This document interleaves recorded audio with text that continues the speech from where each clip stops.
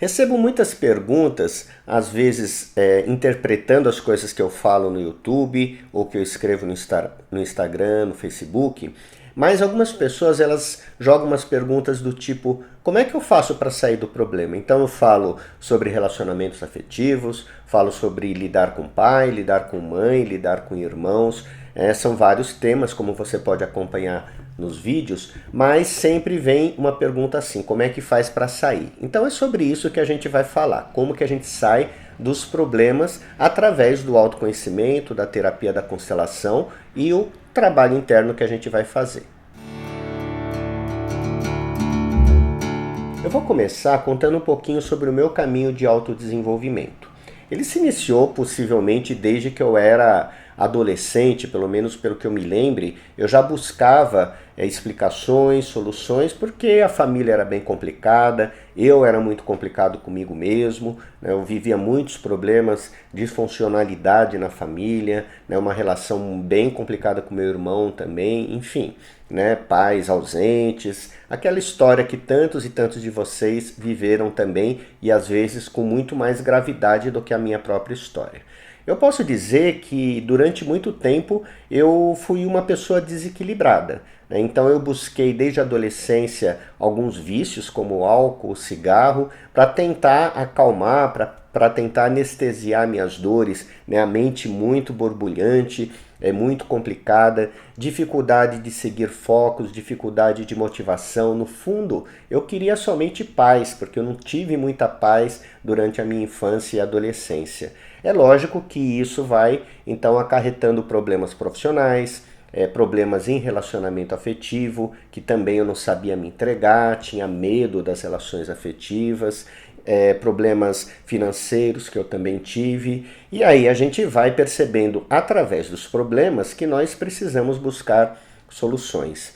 As soluções eu comecei realmente a buscar a partir dos 30 anos. Até então eu ia em religiões, eu buscava muitos livros, eu estudava sobre terapia, mas eu não ia a fundo no meu emocional. Então era tudo muito um trabalho mental, mas que precisava me envolver, né? E principalmente sentir minhas emoções para poder ir me libertando.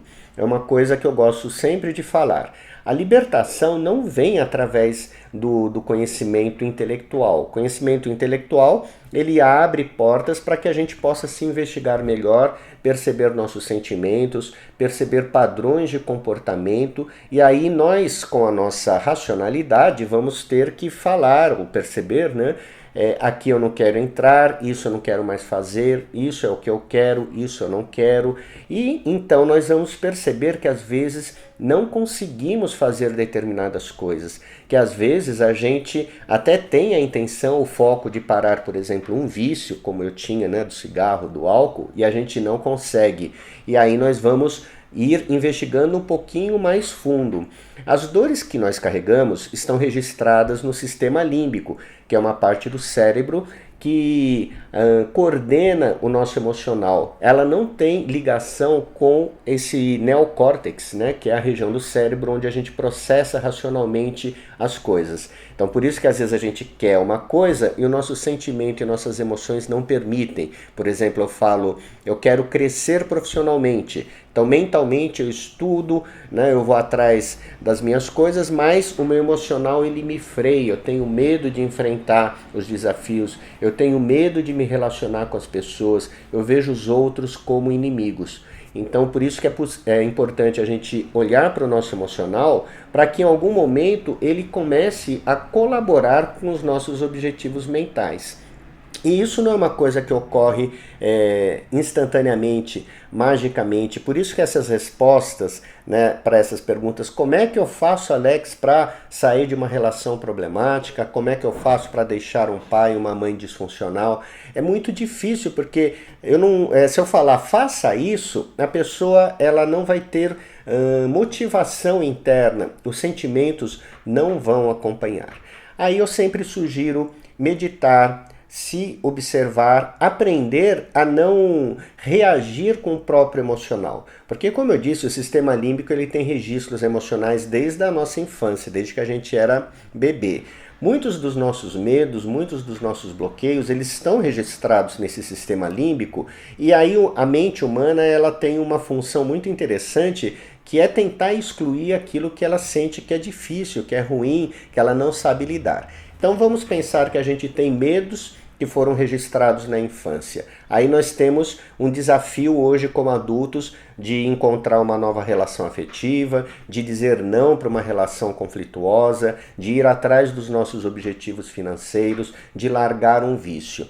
Esses sentimentos, eles vêm à tona com tudo. Se a gente permitir que o cérebro reaja instantaneamente, ele vai dizer assim: não faça isso, foge disso, isso vai te dar dor. Então nós vamos simplesmente fazer um desvio e não vamos olhar para esses sentimentos que, na verdade, eles são geralmente sentimentos antigos. Os nossos sentimentos estão gravados, e aí a constelação também traz isso, que muitos desses sentimentos, muitas dessas emoções que nós temos dentro de nós, são também traumas transgeracionais, são coisas vividas pelo nosso pai, pela nossa mãe, pelos nossos avós, perdas que eles não souberam dar conta, enfim, conflitos que eles também não souberam lidar, culpas que eles carregam e às vezes a gente nem sabe. Por isso que é importante aprender a fazer esse tipo de meditação e observar os próprios sentimentos. E a vida vai dar muita oportunidade pra gente, porque a gente vai brigar com o namorado, vai brigar com o marido, com a esposa, o pai ele vai nos desvalidar, a mãe nos abandona ou vai nos pressionar, a gente vai ter conflitos dentro do trabalho, amigos nos traem, às vezes relações afetivas também nos traem, e aí o que acontece? Essas emoções elas surgem, elas vêm à tona, e esse é o momento da gente observar. Eu consigo lidar com essas emoções observando sem ficar nem apegado, sem querer rejeitar, né? E sem querer também tomar uma atitude imediata para mudar. Esse que é o trabalho de autoconhecimento que eu sempre indico para todo mundo. Não adianta a gente fazer movimentos para fugir daquilo que nos incomoda, se isso que nos incomoda está gravado dentro da gente. Porque no fundo, todas as coisas que ocorrem fora de nós tem a ver com emoções, interpretações dentro de nós. Então é importante que a gente observe tanto as coisas boas quanto as coisas ruins, o que ela nos provoca e como que a gente reage. É nesse momento que a gente vai virar uma chavinha, claro que com treinamento, né, com o passar dos anos, né, o desenvolvimento pessoal, a sua intenção de poder lidar com essas emoções, e aí sim os hábitos mudam, os resultados vão mudar. Enquanto a gente não dominar esse aspecto emocional, e quando eu falo dominar, novamente eu lembro, não é reprimir, é aprender a lidar com a nossa raiva, com os nossos medos, com o nosso ciúme, né, com a nossa falta de vontade, com a nossa preguiça, com a nossa inveja, né? São tantos e tantos sentimentos que todos os seres humanos têm. Todos os seres humanos têm, eu tenho, você tem, aquelas pessoas que você acha que são as mais iluminadas possíveis também têm, né? Então a questão é essa: quando a gente sabe lidar com esses sentimentos, aí a partir desse momento nós temos possibilidades de dar novos passos, de tomar novas atitudes. Enquanto a gente não sabe, o processo é ir olhando para isso. Não adianta a gente querer pular uma escada de 10 em 10 degraus, a gente não dá conta. É importante seguir passo a passo, né?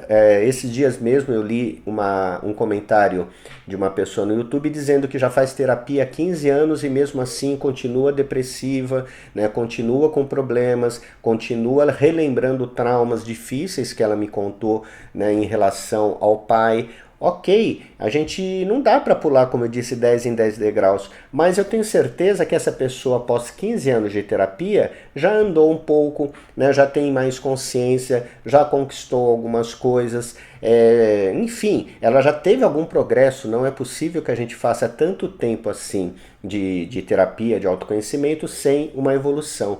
O importante, então, não é comparar a gente com aquelas pessoas que a gente projeta, né, que são extremamente felizes, extremamente realizados, né? Todos nós, seres humanos, vamos ter momentos muito ruins, vamos ter momentos de raiva, momentos de depressão, momentos de falta de vontade e momentos de alegria, né? A nossa vida ela vai apresentar essas curvas e faz parte da vida humana, faz parte da gente viver assim. Então é importante também tirar da nossa mente essa idealização de uma vida feliz. A vida ela é muito boa para ser vivida, mas ela vai apresentar muitas coisas que às vezes são difíceis e muitas coisas que são boas. A grande questão, então, não é tentar só viver no bem. Isso não existe, isso ainda é uma projeção. É a gente aprender a lidar com os nossos sentimentos, os bons sentimentos, os sentimentos difíceis e, claro, com treinamento a gente consegue.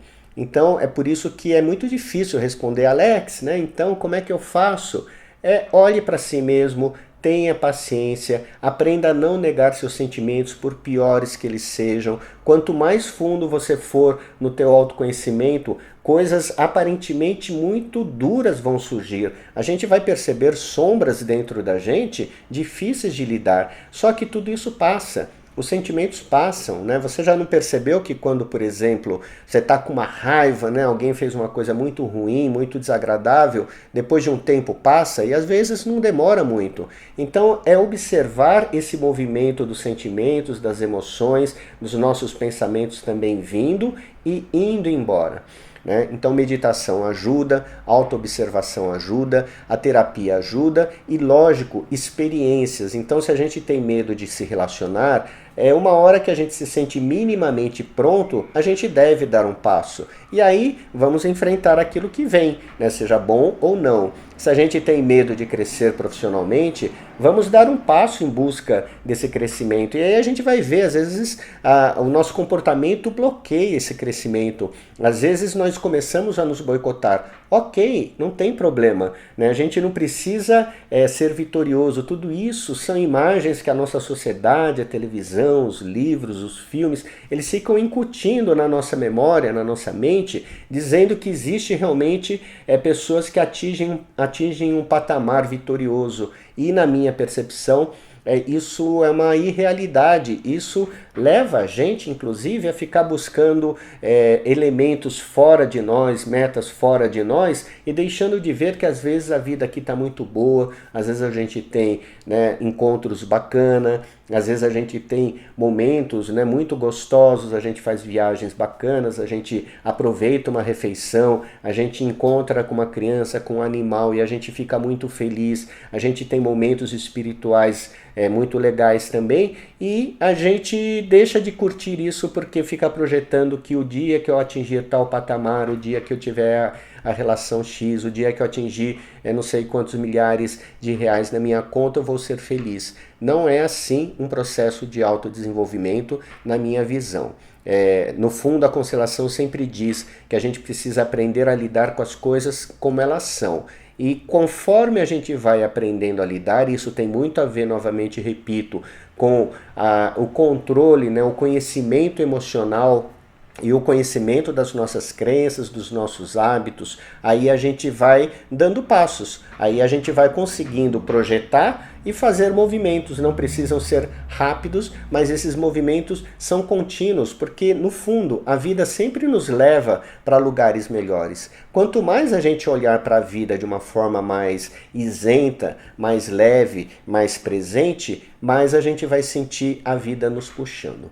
Então era esse o recado do vídeo de hoje. Se você tiver perguntas, se você vai perguntar, Alex, como é que faz isso? Tudo bem, eu vou responder. Em um próximo vídeo a gente conversa novamente. Grande abraço para você e até mais.